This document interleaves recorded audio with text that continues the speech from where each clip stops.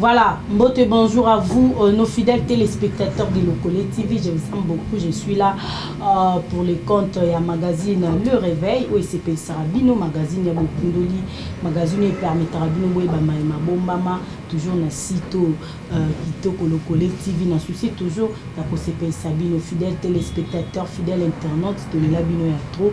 Yamoto Lubara, pour servir Bino et Sarah Devoir Nabiso. Voilà, j'ai dit un très grand merci à Igo Malila Maboko Trépé. Il est derrière la caméra. Merci beaucoup à toi Igo. Merci à Shekina Mpouene na montage Kitoko. Et un très grand merci à toute l'équipe Lokole TV Europe. Merci à papa et maman Nzambi, Motema et maman Marie Manzambi, la maman des orphelins. Merci na web des web, papa Clément Kipoyi, Motema et maman Betty Kipoyi. Maman Bani Belé également, na papa Manu Ferraï, mais motema ya maman Angèle. Je dis comme ça un très grand merci. Na ba tout ba soutenanga ba o ba rolembenga te tozoko bana ba moti lelo ola sadi ba zotika nansi kilakilité. Là je vois boss des boss Boulouza Kingoma motema ya maman Darkas Kingoma ya ngamoko, rien à dire. Merci na maman Clarisse Niana na Suisse na Lausanne. Merci na ma grande sœur chérie Adèle Sassa motema ya papa Alain Sassa ola sadi moko la na biso moko. Rien à dire. Et un très grand merci na Thierry Masiala ya Thierry na biso moko, papa na Hamilton na Béana, je vous aime beaucoup. Merci comme ça à mon vieux Lynx Longelo de Bundes na Bosanité, maman Mimi Kiezu, la maman sociale, grande sœur propre ya papa à Freddy Kiezu. Voilà, les réveils mokola lelo naza na esemo ya yamba pona bino apôtre Isaac ilonga ilongona tozo ba ko sombiki na makanisi na matali Covid 19, c'est-à-dire pandémie o ebeti monde entier to yeba. Pandémie oyo eza basini ya temps de la fin, pandémie oyo eza nakolo bandemi eza frappe ya nzambe, pandémie oyo eza biblique, pandémie oyo eza nini parce que de l'autre moni malade yango ye frappé monde entier et bakangi ba église eloko liboso bakangi ba église. Or na ba église ne côté batu bakenda kozwa lobiko, c'est-à-dire guérison uta ni église mais bakangi ba église bapexi batu basambela te badon c'est-à-dire bapexi ba rassemblement. À part wana tout le monde a dit la maladie au prophète et belé babini ba si so Jésus avait dit, Dieu m'a dit nzamba ebisi ngai que maladie oyo isa buyi yesu azoya bande comme sous bazolela babinga na balite na botite vraiment yesu ngai ya nini na yeka lelo boy to yebite na maladie o kaka basakoli babime belé et basala nzambe belé babungi nzela. Et puis chose grave, malade oyo libanda mboka ebomi pe basala nzambe belé na yebite pandémie oyo eza nini. Apôtre Isaac a expliqué biso bibliquement parlant pour yazara muta Bible bibliquement parlant ma commise au banini par rapport à la maladie. Oh, voilà, sans plus tarder on a pesi mbote. Bonjour, shalom apôtre Isaac. Ah oui, bonjour c'est Anassi. Voilà, ba téléspectateurs le collectif ba sepeli comme on dit sous lelo amo pour le bina. Zamba pa mola bango ba za toujours branché et ça makambo nzamba lenga révéler bango. Nazo ni makina nzela ya émission oba vous allez vraiment béni et puis vous allez vraiment un enseignement pour na bango. OK. Voilà, merci beaucoup l'homme de Dieu. Pandémie et frappé monde entier na habité selon la prophétie de la Bible. To bibliquement parlant, corona oyo et vous tu vois piso sinango ezani. Basi na temps de la fin, Dieu avait dit déjà ezani. Moment oyo c'est Anassi monde entier dans la katadei partout bazolela babungisi ba papa babungisi ba maman babungisi ba frère ba être cher ba keyi. Je crois que ils ont un moment il y a enseignement Ecclésiaste azolo baboye. Alors il vaut mieux aller dans une maison de deuil que d'aller dans une maison de fête. Alors dans la maison de deuil, c'est là où les gens prennent les choses à cœur. Dans la carte yanda comme atanga, c'est que batu bazara makambu na motema. Cela veut dire que na moment où tozolo ba awa, muto azwa makambu likolo likolo. Azoni moi sérieux. Muto bana qu'on dit que Dieu existe. Azoni pas sérieux. Parce que le lot on va rechercher basuki. Pour le coronavirus, partout dans le monde, il y a un pays puissant. Bah rechercher basuki, c'est que bah luki luki c'est mon anaté. Alors, biloko tu comprends que Dieu est souverain. Mais comment Zambé le bisu suboye? Parce que qui dira une chose arrive sans que Dieu soit à l'auteur. Nanya koloba que lo comment que comment. Ce qui Nzambé aye bien moté. Bah il est celui qui sonde le cœur et des rêves. Donc Nzambé ba na katia muto. C'est que Nzambé aye ba na penser. Oui, entre parenthèses, bah le coronavirus et ça virus ça qui est inventé. Bah tout le monde, bah chimiste, bah sangani, bah biologiste, bah le plus sage, le plus intelligent en matière de domaine, voilà, mais c'est qui ont malade mingi. Bah bien, bah sangani, n'est pas ça le virus oyo. Tout le monde a bah image, tout le monde a la situation bah médecin ngo oyo, bah ça qui le connaît, c'est bah tout ça qui doué, na domaine wana oh bah inventé le quoi. Mais comment se fait-il que bah moi bah inventé le quoi oyo, bah au contraire ngo le sous-souté. Or virus il faut un antidote na yango. Mais ceux qui bango bazo ko content on sait qui comme il y a quelque chose derrière ça. Alors toi que na biso plus loin te ko lobake noter na moment autosolo ba awa te comprendre que musu bazo de la chiffre moko ba liwe kota pour na ndenge occultisme ndenge to senga bango ba science na bango place ba koti oui eza biloko tozo ka tozo ramasser un peu partout na banzela na niveau ba réseaux sociaux tout consort. Mais to simbelo comme la mingi. Bible zo lobela biso na douleur il y a fait il y a temps du fait. Et bien, la Bible qui m'a doulé est comment? Et vous avez qu'à et bandeli. Nous avons Matthieu 24, on a verset 8. La Bible, ce n'est que le commencement. Et vous avez quoi la moitié qui doulé à passer à compoter na ebandeli. C'est que ma cambo le monde entier zolé là, ça fait partie puis va s'y attendre la fin. Donc tu comprends que Dieu aussi derrière ça. Il y a un moment où une émission tu connais que la Bible comment Zamba Sili qui a frappé. Mais le truc qu'on peut sa face, tu comprends que na quand il y a la pandémie oyo. Ozobeta monde c'est toi yeba penser nzambe ezali na sima biloko oyo tu examine tout na nzambe question belé et puis tozonga na kata fontaine pour te comprendre que parce que nzambe asala que le côté ce qui a révélé basakoli ozo prophète na été donc eloko ya ki brisquete nzambe na ko annoncer de ça nasi mais peuple nzambe bazanga koyoka pe batamokili banda ko douter ndeka na étape ya arche ezala kité batonga arche nzambe za ko annoncer bazoboya ndenge pe na ko annoncer que a frappé mokili oyo mais ba o banda ko boya le comme réalité. Donc na sima pandémie oyo te vraiment qu'il y a une main puissante za sima nango. Voilà. Main puissante ya sima nango. Donc ça frappe nzambe. Oui, pandémie et ça frappe nzambe pourquoi parce que Bible le dit que na ko frapper binote Israël na maladie on a frappé ba égyptien. C'est que ezala genre maladie mususu oyo nzamba ko linga yango te ke ebeta bana na ye. Ebeta nango ba ennemi mais ebeta bana yete. Donc Dieu aussi peut créer aussi ba maladie. Yango te moni lèpre. Lèpre takawapi. Le procédé n'est pas créé par ennemi. C'est-à-dire que n'a pas chimiste wana. Les cambo banda ko sala ba dit que non. Penser na bango, c'est nasi. Peuple nzambe saisir na la pensée oyo. Nzamba ça très compliqué et très mystique. Nzamba ça muninga mututé. Ma comment nzambe le dit que nzamba ça penser à séduire Akab. Nzamba comme na posa asili Akab. Et nzamba siéger na au conseil nzambe a tout ni qui me séduira Akab. Parce que un esprit se présenta. Abi moi juré. Abi aucun esprit, abi juré na esprit ya mensonge. Olandi? Donc un esprit est quitté là, ya mensonge. Et quitté et puis bien sûr que non, basakoligno surtout ya Akab. Basakola pona Akab que Akab ke na longa bitumba. Nzoka derrière ba prophétie wana, la pensée de Dieu qui pona assia na Akab. Donc nzamba ko linga beta mokili au ser nasi. Mais à côté na kata ba chimiste wana. Vous comprenez un peu? Soit bizarre ba savant on va plus intelligent, va créer un virus oh mais Dieu derrière ça.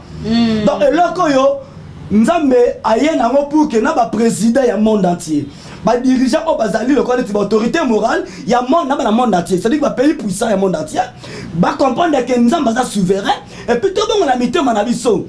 Ya moment dit nzambe azwa le coup parce que na moni basi nango déjà bandi comment na commande na Amérique kuna ndenge ba pasteur basangani bien que na Afrique aka deux pays au ba sala yango ba pays mususu au baza ba compagnie nzambe te bazo saboter maintenant tout le monde que na États-Unis entre parenthèses pays puissants a sangisi ba pasteur azo ba clairement Donald Trump a dit que na mutu abela nzambe oya ye c'est que azo la analyse azo comprendre que non c'est assez attention à comprendre que coronavirus yo hein nous on a considéré sur bongoté c'est que comme une force moi quand l'équipe a force ça au-delà de force tout en yango la force qui est au-dessus c'est la force de Dieu c'est Dieu qui est souverain la main puissante de Dieu n'est pas ni complètement que lui suite il y a occulture humaine on est là qui m'a cassé dans monde oyo donc nzamba télémi de senasi nzamba déjà télémi nzamba télémi chimiste basaki ba formule na bango basé ba mélange ba occultiste ba injecter ba tout virus wana nzamba confondre bango wana elobi yo nzamba confondre bango ndenge ba beta ki calculer za subongo et comme na puissance moi l'équipe puissance na bango na sima makambo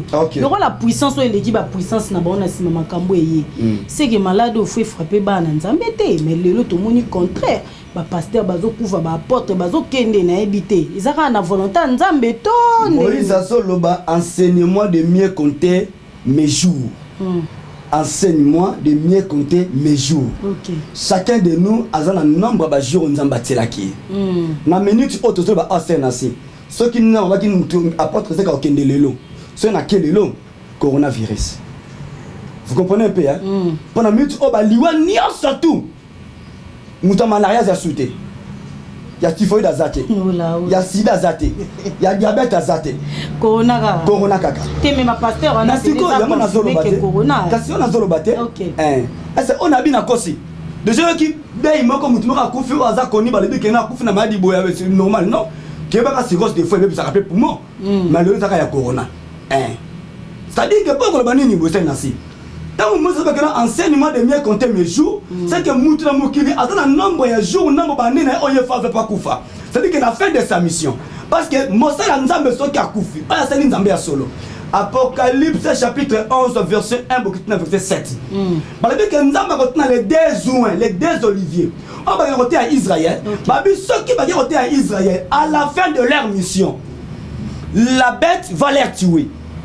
Donc pendant la mission, la bête ça va monter. Donc ça t'a aussi mangaité. Malade et mangaité ceux qui monsieur Syrie, ceux qui monsieur Syrie est malade mais mangaité.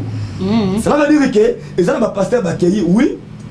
Ba pasteur Bakei mais na lingi ba comprendre que non parmi les pasteurs au batiki biso pe à leur na ya am na bango to ye bango malamu ke nzambe pe ba jour ko rappelle déjà musu pe mission na pe sili mais c'est important to simba promesse et dans moment où il faut église simba promesse to comprendre que biso bana na nzambe Bible dit que non vous me servirez et ngana kolongo la maladie katikati na bino c'est que malade ko ya mais écoutez comme maman na nzambe nyo sauté ata ba mari na Israël bande comme oui parce que ba lèpre mais ba lèpre ça ba kufa até c'est que l'enfant de Dieu ou l'homme de Dieu à cause d'appel toucher le coronavirus mais nzambe ça souverain en Bible ça y est parce que exemple le ko pour na évangile c'est la colère de Dieu n'est pas un système que coronavirus c'est la colère de Dieu. Suite il y a des occultures humaines parce que préparatif il y a personne antichrist c'est ça déjà bah on ça tout afin que ba luka moyen tout oyo monde entier mobimba tout ça derrière sous la puissance il y a malin en fait que tant Christ a koya azala mutute mais bah miko parce que l'écriture dit que nzambe azanga ba réserve na yete moni dans ba préparatif wana ba yeba ngo malamu ke ba comme na souka ba ko zaka ba oya bango ba fils à perdition et non les élis donc les élis ba recédete donc tout ça wana vraiment siko malade ngoyé ba pexi ba rassemblement il y a plus de 20 personnes ba tuba sanganate ba tomoni ba fermeture ya ba église nami ba pekisi ba église ba tuba sanganate boina boy pourtant ba kokako kotika ba église po ba tuba sambela de façon que ba bunisa maladie mais ba pekisi ba église na habité avi non ezani ni par rapport ya fermeture ya ba église po ba pasteur bazolela ba musu ba bino ba koki ko pekisa ba église bongo te fa ba tika ba église sala bazo regretter mabonza mais ba pasteur ba insister ba ndimi batina ba mabonza na ba Orange Money ba M-Pesa na ba cash money na loba kaka siko na habité omoni héros yo na monde entier ba pasteur souci primordial eza kolinga koyeba kokotala au conseil ya Nzambe balobi nani akosakola na part na ngai wana na livre ya Jérémie na 18 afin que aloba nana avant qui na au conseil na ngai afin que aloba na part na ngai c'est que tolinga toyeba volonté ya nzambe nzambe makanisi nini et puis makambo ezo salama pourquoi ba le pourquoi na yango eno mabonza c'est na si mabonza na rien à voir na betape autokomi parce que banda kumituka ba richesse nyonso obozomona oyo ezala ngo ba éphémère ekoleka olandi mutu moko te ata mabonza ngo bopesa ngai 1 milliard de dollars mais ce qui le lo oyo nzamba azu pe malanga et osala ngelo moko te ça veut dire que toi l'étape que il faut tout se pencher à mingi na mabonza te mais c'est important pour na biso dans le présent et ça d'abord que réconforter ba amu et comme abati ça n'a pas ensemble belé o bazo banga na moto za oboyi surtout ba o bazo ba pays d'Europe ba pays d'Amérique ba o bazo sentir bazo mona makamba bazo vivre yango na véracité na yango bazo banga ça peut être 6 mois alors qui proche na ya kufi alors qui na kufi na tongo a kufi na 12 heures na 24 heures donc ba kufi 1000 ba kufi 200 ba kufi 300 iloko wana tout ezo ki tsana kondima ya bana ya nzambe c'est que ezé capte ça bango que non okobanga liwate pourquoi parce que liwa nenge zawana l'écriture dit que notre dernier ennemi qui sera détruit c'est la mort.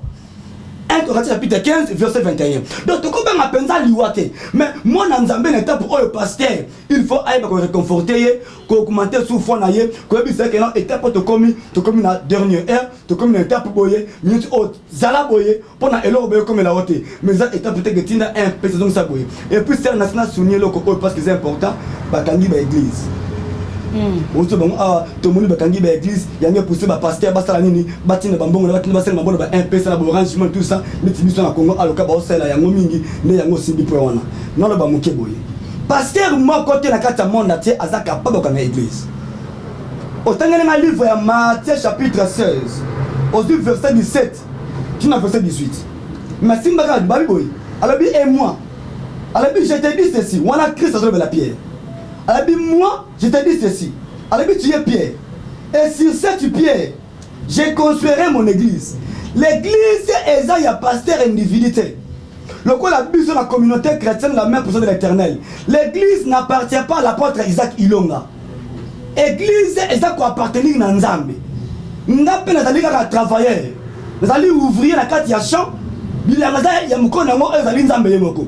C'est comme si Boaz asali bilanga na ye rit na kata bilanga na ye mais rit wana azo sanga bilanga na ye mais bilanga na Boaz ba serviteur ya Boaz ba ko simba rit na bilanga te. Donc pour te dire que l'église est ça qui appartient à Nzambe. L'église c'est la forme de Dieu. On a la église localité, on a la église universelle. C'est que tu comprends dans malamu ke ba Nzambe, église bakangi eza église bâtiment. Mais bakangi l'église universelle, l'église du corps de Christ bakangi yangote. Yango zomona il faut ce que bino bana Nzambe comprendre que to comme une étape oyo il faut comprendre makambo Nzambe autrement ne ba ki liboso. Si auparavant on va comprendre que église la batole, la kandaku, on comprend que c'est toi qui es le temple du Saint-Esprit. C'est que en réalité prophétiquement église bakangi yangote parce que ceux qui otangi ba écriture aussi par exemple le livre il y a 1 Corinthiens chapitre 3 verset 9. Babi que là vous êtes les ouvriers, bino vous êtes les champs de Dieu. Paul a dit que nous sommes les ouvriers de Dieu, bino vous êtes bilanga nzambe. Aussi Apocalypse chapitre 3. C'est l'important. Apocalypse chapitre 3. Pour t'atonner, dans ma camotte zoloba, au moins à Québec dans l'église. Apocalypse chapitre 3 aussi au tangi verset au bandi na verset 7. OK. Apocalypse 3 7. Voilà, na tangi na kombo na Yesu. Amen. Écrit à l'ange de l'église de Philadelphie. Voici ce que dit le saint, le véritable. C'est lui qui a la clé de David. Okay. C'est lui qui ouvre et personne ne fermera. Voilà. C'est lui qui ferme et personne n'ouvrira. Okay. Je connais tes œuvres. Voici, parce que tu as peu de puissance et que tu as gagné ma parole et que tu n'as pas renié mon nom, j'ai mis devant toi une porte ouverte que personne ne peut fermer. J'ai mis devant toi une porte ouverte que personne ne peut fermer. Maintenant, l'église, on passe dans la lettre, il y a l'église de Philadelphie. Dans l'église, alobi mutu azolo baza oyo soki afongoli il ouvre et personne ne peut fermer et non il ferme et personne ne peut ouvrir lokwa nzambe na akangi église te mutu akangi église pe azate olandi c'est que église bâtiment na ba instruction o loué pesi ya mboka biso to boite mais tozo sambela na bandimi na biso même de loin et de près parce que nzambo to sambelaka c'est un Dieu qui agit de loin et de près donc to kongi ko sambela il y a des cultes to sala manango même na ba niveau tout na ba capacité na pesi biso donc o est important pour la mona nzambe ayeba que église bakangi yango te église ko sambela alors ce qui passe à cause d'abord ma bonza ezalaka volontairement ma bonza esengi biso ba formule belete parce que l'écriture dit ceci que on se présenter liboso nzambe boko pambate oui c'est que pasteur a dit que on n'a pas se ressentir na mutumbo na ba un peu tout consommer oh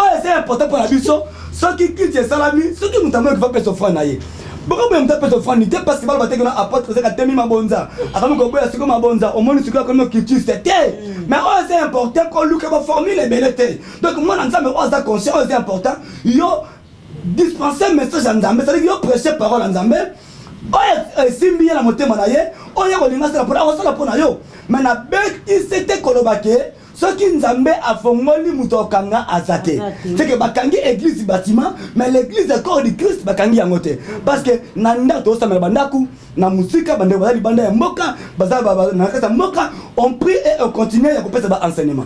Voilà, merci beaucoup l'homme de Dieu, j'espère que Makambozo Loba ezokota penza et je dis comme ça merci Natchez Komena un jour de Switzerland, on est ensemble, il n'y a pas à modifier et un très grand merci Nadide Bayaka na state ou là rien à dire. L'homme de Dieu Covid explication pesi à église bakangi église te bakangi nde église bâtiment. OK. Mais église eza mutunde église te ndi mutunde église.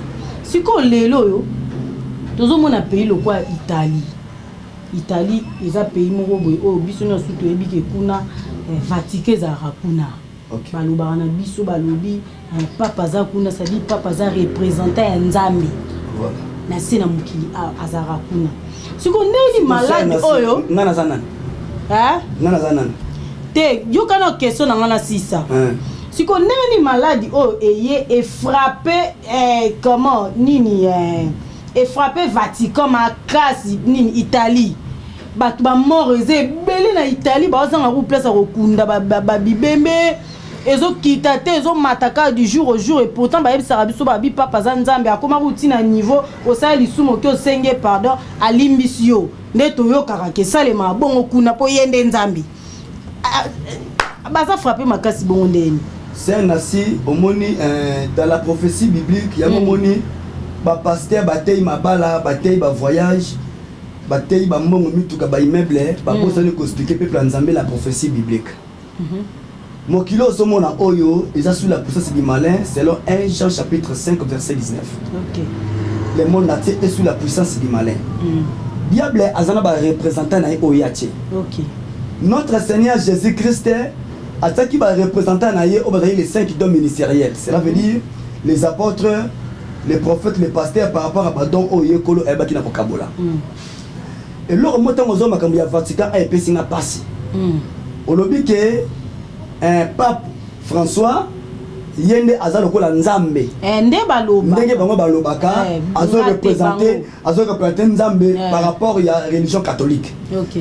Yende za nzambe tout ça pour na bango. Donc azo représenter nzambe, ngazo représenter nzambe te. Donc ser nasine ngafandi buya azo représenter nzambe te. Ola ola. Hein? Donc ndeko nanga ya moi si azo une émission oyo papa maman na bana baza ba image nzambe te. Donc azo représenter nzambe les ande pape. Mais Paul a dit que nous sommes les ambassadeurs du Christ. Donc, Christ est représenté par ses serviteurs. Donc, bis ce soit serviteur, donc tout ça représenté par pasteur, il y a Nzambe, ils ont des papes. Naïna bisaba na Nzambe boye. Ba chrétien au bazuita qu'on a biso, topé au besoin de biso sikoyo, ba comprendre que au monde Italie, donc Rome. En un mot, dans la prophétie biblique, il y a moi de Babylone la grande. OK. C'est que dans l'apparition il y a antichrist. Place au pape à Vandi, et ça place au nez antichrist à Kovanda. Ah bon? Cela veut dire que n'a pas préparatif, il y a bataille à Armageddon.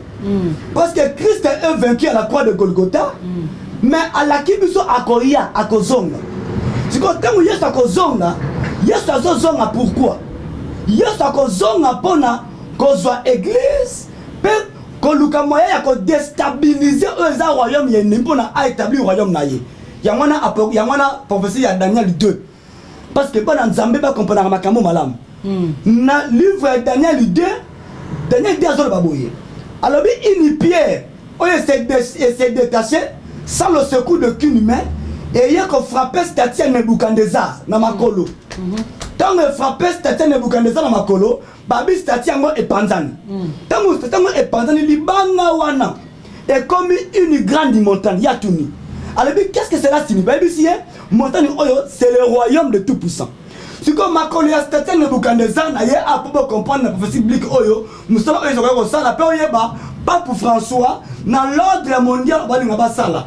bazolinga basala nini juste alors tant que Christ akoya na seconde venue na ye ce qu'a su église ekei il faut aller pour briser l'alliance solide et kosalama tala c'est nasi ce qui te monica baliwa et bien en Italie tu comprendre que Italie est un siège il y a makambo ebele mabe par rapport au préparatif il y a monde à terre il y a ténèbres donc il y a un moment que à terre na ka se font dire que tu apprendre que il y a plus de 75 prêtres au bakufi ba prêtre bakufi là et ça ba prêtre rapproché prenez pas ça veut dire que tu comprendre biso moko que ce que makambo au demande na niveau on et puis pas prier moko moi où je vous parle je ne crois pas hasard parce que c'est l'information que à Canada Argentine hasard même na ka te faire na terre na parce que ba coronavirus. Donc Nzamba s'est déplacé. Oui, on va se déplacer qui? Parce que tout quand sort là et puis il y a un mara mikolo et puis il y a un mara mikolo. Donc tant qu'on que coronavirus c'est nasi et ça le makambo ebele o Nzamba zolinga et sont en nzela parce qu'on a chemin na ye bien que va comprendre té. On a dit ce qui est peuple ko Nzamba kimi alors on se déplacer pour ma peuple le coronavirus. Tant que yinga en Italie, il y a pas se déplacer qui. Donc malamako na ningi bon Nzamba comprendre boye. Ce qui Italie exact makasi dans la prophétie biblique Italie est un siège. Il y a makambo ebele mabe par rapport à l'apparition antichrist. Ndenge ozela Yesu. Yebemo que na kawana ba ozela pe antichrist a apparaître. Ya mama ni ndenge Yesu atia ba représentant na ye na sena moyi awa bango pe na kana bango ba tiape ba représentant na bango pe. Tu ko Nzambe le quoi siliki ndambi ko frapper bango. Et l'église n'est pas fermée. Biso ba chrétien l'église corps de Christ. Tozoko ba la kosamba tozela Nzambe la biso tozela Christ a église épouse. Église épouse ne oyo et ça se prépare pour arriver à Christ à Jésus. Mais monter au union surtout oyo alza combien bakema il fait partie il y a église corps du Christ, il y a église épouse, il faut se préparer. Et puis il y a ben malamuke. Makambo est coronavirus. Oyo so bango par-ci par là donc vous faites tout comme ça là jusqu'à ce que ba comprendre que nous sommes puissant ndenge Amérique à comprendre à sangisi bango RDC na kosenga pardon, il y aurait eu cette élimination, il y aurait eu cette nécromancie, il y aurait eu cette franc-maçonnerie que bon ça faible nzamba l'équipe non, il y a un monde va passer va sanganaki. Donc il faut le corona et ça la m'appelle en France. Et ça la m'appelle partout. Na pays d'Europe tu fais ça le corona ba acte wana. Il y a beaucoup de gens ba pasteur au bazar vrai. Ba pasteur au ba semi manjité. Parce que le chrétien dit j'ai encore 7000 que j'ai réservé qui n'ont pas fléchi les jeux de Vabal. Donc oh ba sali alliance d'abalité, ba la moto mo poyate, ba sangi selon ba sambela. Et par rapport nzamba ko apaiser colère na ye. Ah tu reçois la histoire à Jonas. Nakata livre ya Jonas, ce que tangi kuna ba dit que na peuple à Ninive, tango Jonas a copié sa message la prophétie on dit que zo meta mokil oyo. Ba sentir que makambo nzamba lobi ko frapper makasi mini. Makomba zo ba que na peuple wana roi bango yemoko. Au moins makambo o trompe pasali, babi roi bango a considérer makambango. Amone kete. Soto fandi ba to aussi là awa parce que nzamba ko ko beta. Babi que asangi si peuple na ye et puis balati ba saki nzoto mobimba. Balati ba saki bandi ko implorer mawayanza ya nzambe. Et loko on dese na biso et c'est un pasteur et c'est un président va collaborer na ba homme de Dieu o baza seri ba na appel nzambe ba sangisa ba senga ma nzambe parce que ba peuple nzambe eza ko bika alliance nzambe mais na ser alliance on nzamba sana ba senga ye donc ce que dit mon nzambe ye moko abona senga pardon oui nzamba ko yoka ye mais e ko la différent na pasteur o na alliance nzambe asengi ma nzambe yango moni acte o déjà trompe pasali na niveau il y a États-Unis et des actes bien que ce sont des formations, mais ça acte pourquoi parce que va reconnaître la divinité de Dieu, que Dieu est souverain. Donc Italie peut pas bien pasteur, hein?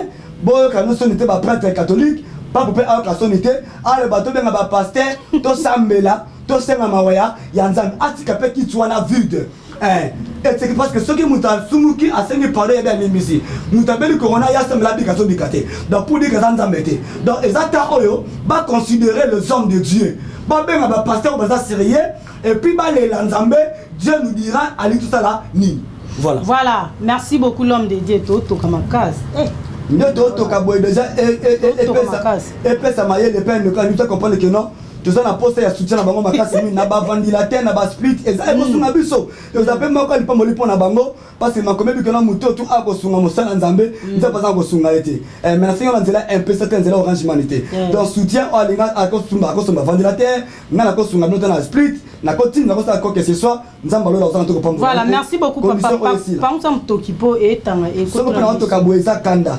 C'est la colère sainte. Voilà, merci beaucoup l'homme de Dieu. Toro kende iko tel okendo. Nasuka émission na biso l'homme de Dieu. De lo siko ndenge Covid na ebité. Atiti da basa nzambe fuza ndeni. Poto muyi ba pasteur mutu na muta roté na ndenge na ye mutu na mutazo bimisa ba vision na ndenge na ye ba prophétie kidi. Ba pasteur koto ba lobi boy na ebité. Atiti da basa nzambe. Vis-à-vis maladie fuza ndeni. Parce que l'ensemble a un problème pédagogique, Marcel Nassi. Prends mes ailes, président. Ok. Il y a une autorité morale, il y a un mboka. Prends mes ailes, bango. Parce que l'ensemble a dit qu'il y a mort au Sambela. Mais à Sambela, il va consulter. Mais comment l'ensemble lobby ne méprisait pas les prophètes, ni les paroles de la prophétie. C'est ça, le livre 1 Thessaloniciens chapitre 5, verset 19. Tu as verset 23. Et tu as dit que non. Ne méprisez pas les paroles de la prophétie. Ceux qui parlent la prophétie, ils ont méprisé, c'est que le prophète a mépris. Alors, tellement le prophète a une considération, à terre, à une attitude naïe, et vous voyez, c'est que le message est un bola, président, parce que moi aussi j'ai des messages. Nous avons besoin de banaïe. Mais le message, il faut considérer. Bon, c'est un côté. C'est que pas considérer bango baninga na bango o bazala bango na el moko. C'est que un président de la République a considéré na pasteur o yebi que dans la franc-maçonnerie na ye un pasteur franc-maçon on va considérer. OK. Mais le vrai homme de Dieu o bazala ba message ya solo. Ce que lobby yango aux appelle la mort qui exil te baniko lukayo. Yebi sanga le o porté ainsi par l'Éternel. On ne peut pas comprendre que c'est l'esprit qui parle. La parole de vie faut tanga ngo muké, c'est un pardon. La parole de vie on appelle ce message oyo. Il y a 1 Thessaloniciens dans chapitre 5. Parole de faire le Bible. Ce que tangi yango romona azol baboy. Dans verset 19, alobi n'empêchez pas l'Esprit Saint d'agir. Par exemple, verset parole de vie. 1 Thessaloniciens chapitre 5 verset 19. Alobi n'empêchez pas l'Esprit Saint d'agir. Ne méprisez pas les paroles des prophètes. Qu'on néglige tes maloba ya basakoli. Alors, examinez tout avec soin et retenez ce qui est bon. Évitez le mal sous toutes ses formes. Donc, maintenant, nous avons la basali na ye. C'est nasi. Mais ce qui basala nza bazoloba, makambo bazoloba eza méprisé. Valeur nzambe ezate. Et à ce moment-là, moyen nzambe pe amonana ezate. Parce que yabisanga aujourd'hui ceux qui nous ont bazoloba mais besoin considérer yango te. Tango bazo comme lettre na ba église alors que non, c'est lui qui a les oreilles pour entendre ayo avec ce que l'esprit dit expressément. C'est que nous avons baloba na ye. Avec le peuple. Dans chaque pays, nous avons azala basala nzambe oyo etabiraka. OK. À travers bango basa la consulter, peuple wana na diriger mboka wana. Ayo kan nzambe à travers ba bouche autorisée. Mais ceux qui basa considérer ça pas mingi. Donc notre attitude exact. Nous avons comme la vie à sacrifice. OK. Vie de prière. Nous avons compte à toujours ma profondeur au Lukanzambe. Donc notre attitude étant les hommes de Dieu, il y a qu'à garder communion dans Nzambe. Il y a qu'à Nzambe à tout moment.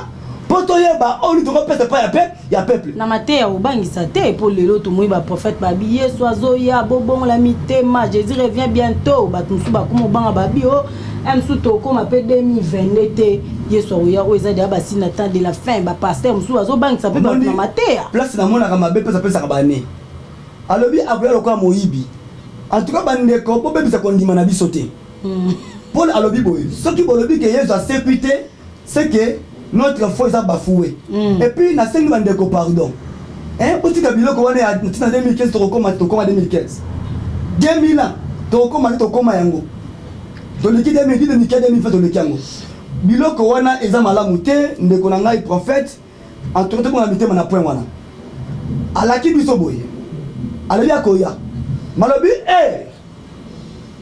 ngonga epesameli biso koyeba te mais apesi biso quand même basini ya temps te bakiso tomoni bilembo oyo akomi prêt pour na événement na ye omoni donc événement ya Christ Jésus ya nango mais ngonga ya koya ebisi mutu te c'est que moi na nzambe tu lengelaka le jour au jour heure par heure donc koya ya Christ Jésus et ça message intimidation te Jésus revient bientôt d'abord c'est ça le message de repentance Pierre a été yango tant à la mort et la résurrection de Christ Jésus babi que 3000 hommes basima monté babonga mitema bango donc l'arrivée de Christ Jésus c'est un message il y a repentance c'est le temps où le monde en Zambie a se convertir à comprendre qu'il y a dans le faux ou dans le faux mais le but est de intimider bino que l'autre non vandi bojeté message en Zambie et y a pas na intimider il y a un marteau et y a pas na kobuka ko briser ba cœur incrédule ba cœur pierré mitema mabanga olandi mais tu comprends que Nzambe na biso pena kozonga alors tant Nzambe azolo benzela basala Nzambe tu considérer pe yango Nzambe alobela ki ngai boye na transmettre un message oyo na mona ki vraiment 4 pays na deuil national na lobeli Brazzaville et na zomona Brazzaville na kata deuil moko national mais Nzambe apesi ngai forme te likiyo comme ndenge nini na lobela ki mboka Congo Dieu m'a parlé pour la mboka na ngai Congo RDC na deuil national et puis na mona ki menace esprit de mort makasi mi na kati ya famille présidentielle na souvenir sika o makasi et que président Félix azata ko sambela pe ba sambela mingi pona ye parce que na mona ki fuma mingi menace j'insiste famille présidentielle et sambela mingi na sima na yango wana pe na banguna ba ko profiter makabila o sele mabe mingi na mona ki penza comment ndenge libota les la mingi na mona ba mango zo na makasi mingi et puis na kati ya mboka o Congo na pesi message o bien pe na souvenir na moni pe menace aliwa na ba autorité morale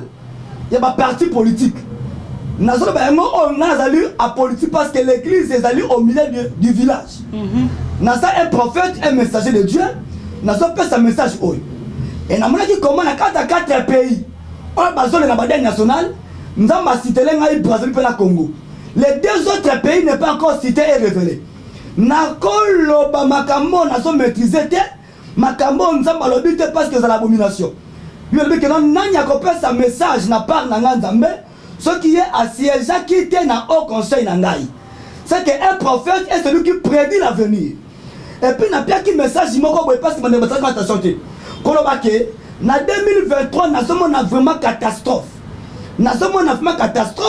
par rapport il y a moment où tu as la élection mais na souvenir koloba ke élection na kati ya République du Congo na 2023 na moni yango te ante appartenir na habité pourquoi na tuni nzambe plusieurs fois nzambe bisinga boy alobi na ngaka to lukaye azana makambo la biso par rapport à vision 2023 na ba moya élection mais na dit que élection exacte en 2023 alors na supplié ba pasteur on va aller autour il y a président et chef de l'état ba comprendre que notre président Félix Tshisekedi a besoin de soutien spirituel.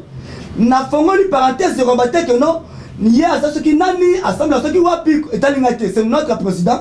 Tout ça me la pona et puis na zomo na penza ba liwa et puis na zomo na ba décès mingi na kati ya famille présidentielle. Nzambe ya lola ay ba la ko bundela pe ko sungaye. Mais na sambeli su ko lo baboye. Bande ko nyo surtout o bazali banda ya mboka. Azal africain, azal européen, azal américain.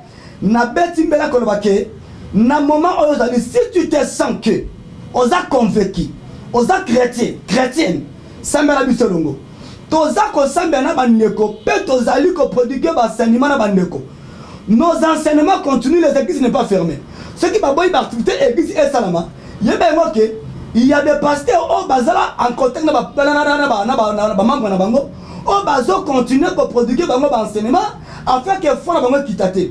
Et puis yo chrétien fona yo et le matin parce que Covid-19 est rebomayoté on a promesse en Zambé. Dans la terre, on te s'accroche à la Kanzambé. Moment où adresse en Zambé, et sa référence, et Zali Malobanaye, et Zali Makambu, et Tozoyoka Awa. N'a pas si message dans les années à venir, dans les jours à venir, n'a mon imboka au Congo dirigé par une femme, je n'ai pas compris. N'a pas Zambété, mais c'est un message au vision de ma personne. N'a mon imboka mato sangane belé. Nous avons une femme à la tête de ce pays. N'a le bilan comme ça en Zambé, mais la conseille a bu sur Lukasu Nzambe. Congo a besoin de soutien, il y a ma prière et belé afin que ton vivre richesse, ton vivre changement, ton vivre abondance au peuple congolais là. Alors partout dans le monde entier, na semble comme ça en Zambé et que message est à la propager. Et tambola afin que mon Nzambe mieux surtout.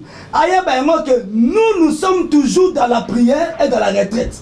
Depuis Makambo et Banda et coronavirus, Covid-19, biso basala Nzambe, le quoi la votre humble serviteur la porte de Ilonga, nous sommes en retraite. Tout ça mais la jour au jour, nuit au nuit. Et nous continuons à prier jusqu'à ce que Makambo Nzambe oyaye. Que l'Éternel vous bénisse. Voilà, merci beaucoup l'homme de Dieu. Naba téléspectateurs bandimi ba na Nzambe ba o ba olanda biso. Seigneur bazana titi ni surtout ba o bazana monde entier libanda mboka bazana titi ni par rapport à maladie. Toti kana titi da prière ko banga coronavirus te ko le Nzambe. Hein? Ko banga coronavirus te ko le Nzambe. Confinement au ba pesio et comme matin méditation et comme matin retraite pour na yo. Si tu n'as pas de verset à méditer, quand tu as contact avec les autres, tu peux prodiguer à tout moment. Tu as SMS, tu as niveau de WhatsApp, les réseaux sociaux, et permettre à la page de garder communion et le Saint-Esprit. Donc, moment de confinement, pour nous les chrétiens, attitude générale, il y a prière, il y a forte prière, peut-être il y a méditation. Donc, c'est ce que je peux dire aux enfants de Dieu. Voilà, merci beaucoup l'homme de Dieu. Tokomi Nasuka, téléspectateurs, Nzambe, Balandi, Bisso, retenir nini par rapport à Makam Touloubé. Nalingi Basima d'abord qu'il ne faut pas mépriser les prophètes, ni les paroles des prophètes. On a Liboso. Yami Bale Basima que l'église n'est pas fermée. On a fermé les églises bâtiments, les églises locales, mais l'église et corps du Christ en général n'est pas fermée. Parce que pourquoi? Tout semble là. Vous comprenez un peu? Il y a église, il y a membres du corps. Partout où il y a Simba et Moké, quand on va écouter, et l'église prie et nous continuerons à prier. Alors, il y a Samba là quand on a dit. Dans les phrase et comme le cas la faiblesse de l'église pour la biso. Pendant que même dans Apocalypse 3, Apocalypse 21, 25, 21, 25, même la porte de séjour des morts.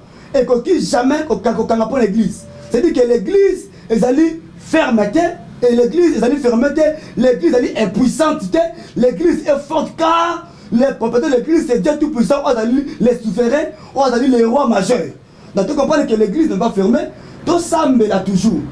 Donc comme on a lu Nzambe et Nzambe na biso azala esengo pour na biso. Voilà. Merci beaucoup apôtre Isaac Ozaki lipamboli pour na biso na mokola lelo. J'espère que Ozaki pe lipamboli pour na ba téléspectateurs ba obalandi biso. Opesi numéro de contact pour na bandeko ba ngaba contacter yo. Nzamba pambala ndeko tout ozi occasion oyo azala bena kwa l'émission oyo. Numéro ya contact na biso ezali plus 243 82 49 39 012. Les années plus 243, 82, 49, 39, 012. On a ceux qui ont béni au niveau des réseaux sociaux, au niveau internet. Rosabiso et Nzambe Nabiso a Rosana Teko Pambolayo, Nasime partage autre sanayo, Rosala vraiment bénéficié. Si grâce à Nzambe et accompagnement qu'on a encore, peu chrétien, tout et si Oyazali, Nzambalo la ordre les véritables rochers. Eh ben, on protéger la combat Christ Jésus. Amen. Voilà, merci beaucoup, merci. Nabino Nyon Soboza qui branché, connecté, tous les labino est trop, merci. Nandeng Boza qui wana j'espère que Bolandi Boyoki pour tout le bar télévision à radio Tena TV ba mon na rapé ba yokara ça il tremble très j'ai dit comme ça un très grand merci Igo Malila Maboko te présent sur ma caméra merci na Shekina Poigné merci à toute l'équipe de Télé TV Europe TV on est ensemble il n'y a pas à modifier que ceux qui connaissent merci à ceux qui nous ont écouté na ma émission la même site, mais un nouveau numéro. Boutique à la branche connectée sur le Collet TV. Vous n'allez jamais déçu.